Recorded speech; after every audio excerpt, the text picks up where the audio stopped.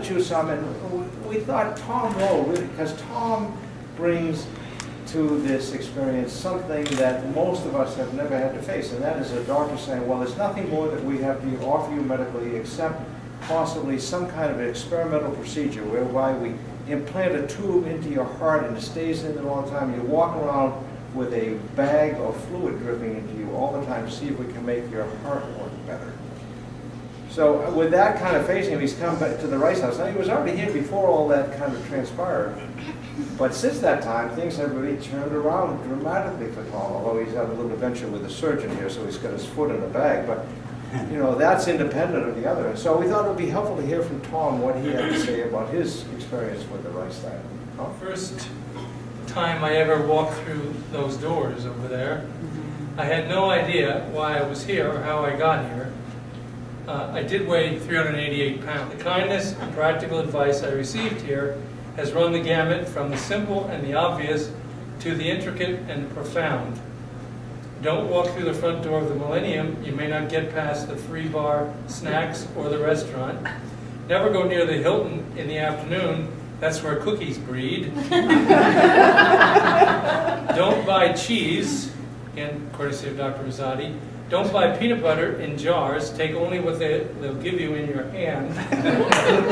Stay out of Costco. There are bad people there handing out salt disguised as food. If you drink coffee at Whole Foods, don't leave the tables in front. Better yet, drink it outside, no matter the temperature, because the samples not only have salt and calories, and that's even if you eat them standing up. Don't buy a cheap scooter off the internet because you will look like a monkey doing disgusting things to a football.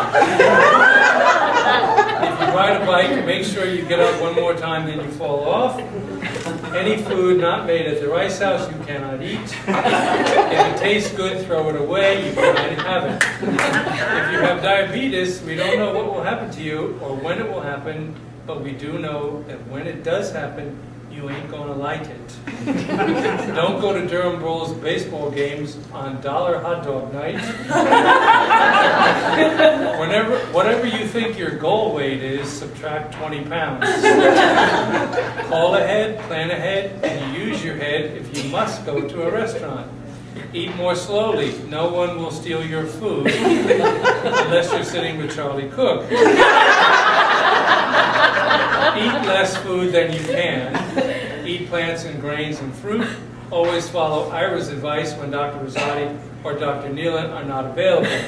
Well, the thing that he's left out of that you don't understand is that just a few months ago he was so breathless he could hardly walk through the door.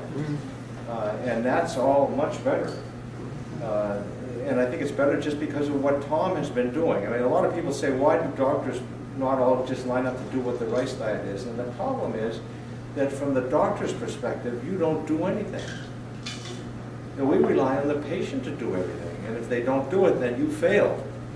But when they do succeed, as the people in front of you have succeeded, it's really very, very gratifying from the doctor's perspective because you see the patient actually getting well rather than just getting less sick. And I think that's been the big difference. And that's what Tom has really made great strides in that regard. It seems to me we ought to write down some of your points though and send them out in the next newsletter because